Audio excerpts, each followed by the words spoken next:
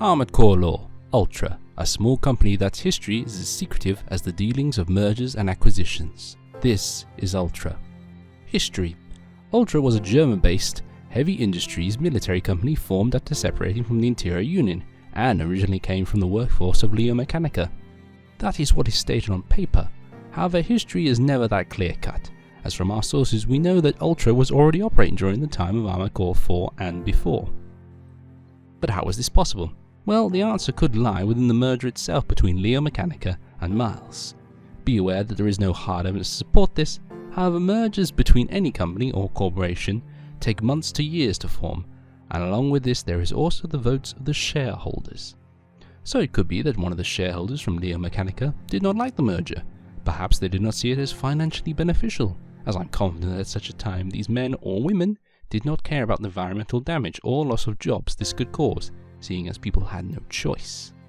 Though one shareholder could not stop the merger, they could outrightly buy anything they needed: links, next, buildings, a workforce. Perhaps they already owned all this, as such they could simply take them with them and begin operating independently. I feel this may be the case for Ultra, because there was no backlash from either Leo Mechanica nor Miles. In fact, they seem to have held a good relation before and even after the merger.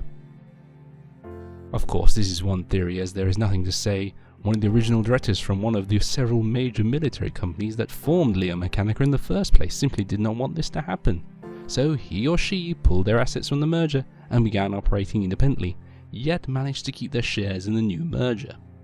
We are talking a lot of backroom deals here. There is nothing to say even that a deal was not cut to ensure that all shareholders agreed to the merger with this split in mind. So simply, when agreed, Ultra would simply return to operate as it once did before as an independent military company in Germany, in line with its agreement with the forming Interior Union. These theories, I believe, would explain how Ultra existed before the formation of the Interior Union, making the history a little bit more concrete. But, as I have stated, these are theories. There is no hard evidence to fall back on, only the small bits of information that we know. Of course, if this is the case, then the history that Ultra used to hold the distinction of being one of the only members of the Interior Union still focused on bullets and explosive over energy-based weapons is also false. Unless they worked as contractors for Interior Union, making them part of them this way, but that would not make them a member. Or maybe they were subsidiaries of the Union, which would technically make them a member, but there is no record of this. But putting this matter to bed, it is with confidence I can say that it's clear that Ultra was formed before Interior Union, but the separation stated happened during the merging period of Leo Mechanica and Miles. On to another topic. It is known that Ultra was the original developer of the complex accumulators, the next control systems, as well as for their superior quality heavy weapon systems. It still remains a specialist in the field.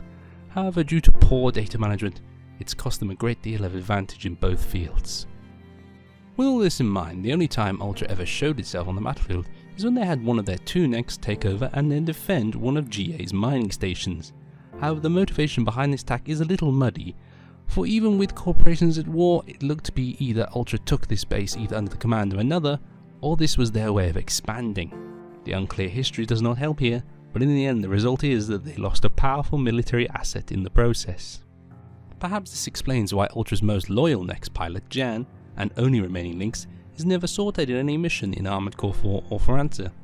Did the fear of becoming powerless stop them from putting their only remaining necks at risk, or did they do this to simply allow themselves to hide away to plan their next steps? Products. Along with the next control system and heavy weapons system, Ultra also produced various heavy weaponry and heavy armor frame parts for Next, which, being a former party of Leo Mechanica, seemed to allow them to synergize well with the Interior Union's energy weaponry and boosters. During the Lynx War, however, Ultra only produced a partial frame which utilized Leo Mechanica's main frame core part instead of an original core part they made themselves. As such, the Hilbert frame they created only contained a head, arms and legs. Later on in Armored Core 4 Answer, we would see the Ultra produce a full frame called the Soldier, which included both a biped or reversal joint leg. For a Lynx to choose from, they would also begin making weaponry, notably low impact weapons, including a relatively light grenade launcher, the GRA Traves, a bazooka named the BZ Brocken, and a back grenade cannon named GRB Traves.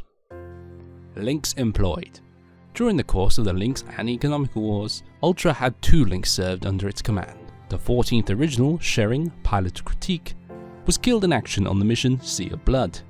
And Jan, pilot of Blind Bold, who is alive but whereabouts unknown. The history of this corporation is one filled with many questions and not many answers. Its origins in question, its battle history as short as one line on the page, and the questions about their true relationship with Interior Union. But before I end this report, an answer to a question about the appearance of interior war machines in missions before they were formed. The answer is again not solid, as there is no evidence to make it so. But when a merger happens, the old projects take time to be changed, and a new corporation cannot instantly change the name of an old project overnight. They need to be recalled or simply let the original line run out. However, for new products, they can use their new corporate brand. As such, I believe Leo Mechanica and Miles did this when they agreed to merge. As such, reports on new war machines from these two would now state they were made by Interior Union rather than Leo Mechanica or Miles. With that, I end this report on the company known as Aldra.